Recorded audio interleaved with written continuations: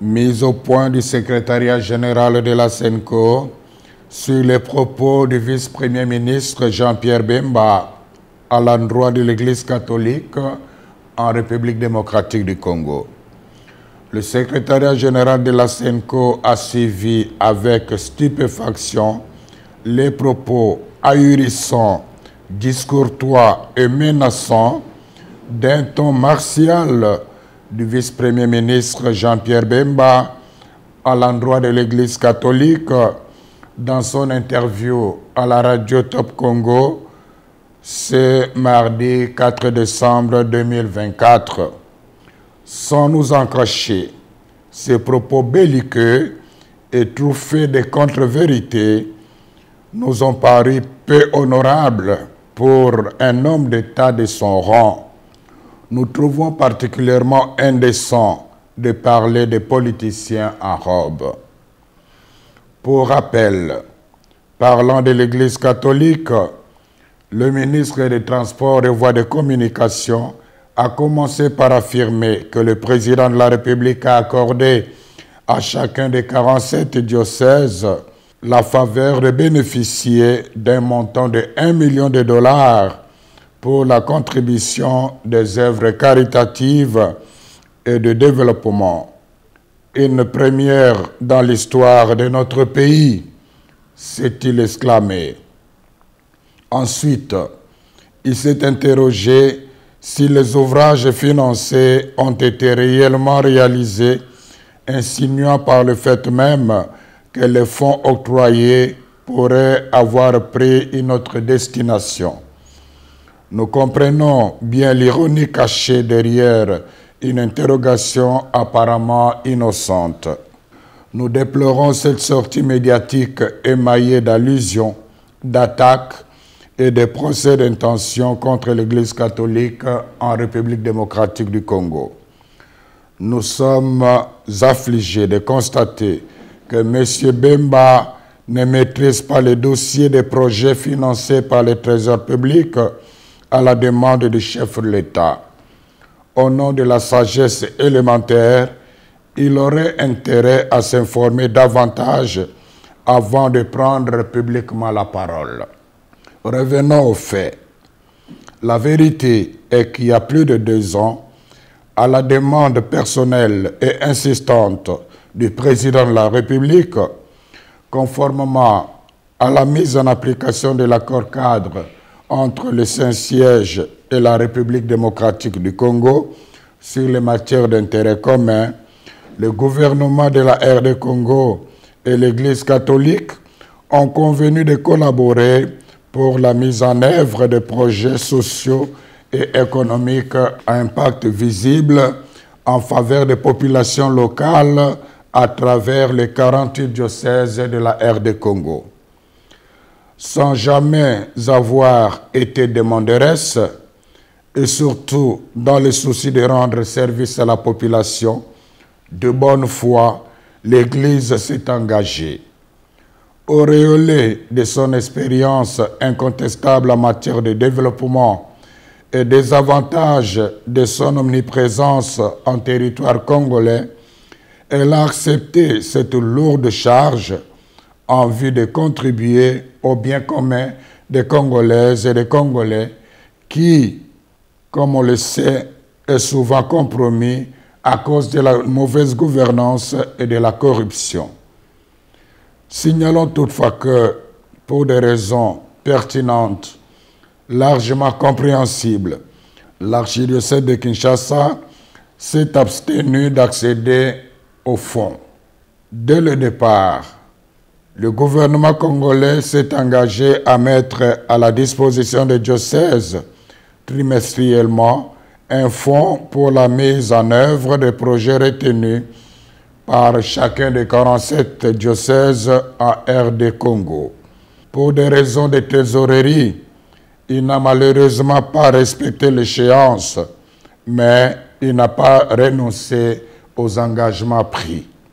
À ce jour, plus de 2 ans après cet accord, seulement 2 tranches de 300 000 $ ont été données, la première en 2022 et la deuxième en 2023, soit 600 000 $ par diocèse. Tous les diocèses se sont mis à l'œuvre. Certains ont même reçu la visite du conseiller principal du président de la République en charge des questions religieuses. De toute manière, un rapport en bonne et due forme des œuvres réalisées avec des images à l'appui a été remis à main propre au chef de l'État. Celui-ci n'a pas caché sa pleine satisfaction. Une copie de ces réalisations a été donnée aussi à Madame la Première ministre. Par souci de loyauté et de transparence, en collaboration avec la presse de la présidence de la République, le secrétariat général de la SENCO a réalisé une émission sur le travail accompli. Toutefois, comme le rythme du financement n'a pas été respecté dans tous les diocèses, certains chantiers très avancés sont restés inachevés. À ce jour, une autre tranche de 300 000 $ a été annoncée et permettra de continuer l'exécution des projets réalisés avec beaucoup de sacrifices en dépit d'énormes difficultés de transaction et de transport. Quant à nous, sans faux fuyants, nous sommes prêts à recevoir l'IGF pour vérifier toute la comptabilité. La SENCO avait dès le début prévenu les gestionnaires locaux de ces projets qu'elle ne couvrira personne en cas de malversation financière. Nous demandons au vice-premier ministre Jean-Pierre Bemba de rendre publiques les preuves de ces allégations de 1 million de $ mises à la disposition de chaque diocèse. En même temps, nous continuons d'attendre patiemment celle de la prétendue collaboration qu'il avait insinuée, sans foi aux yeux, de notre mission d'observation électorale avec les Russes pour pirater les serveurs de la CENI.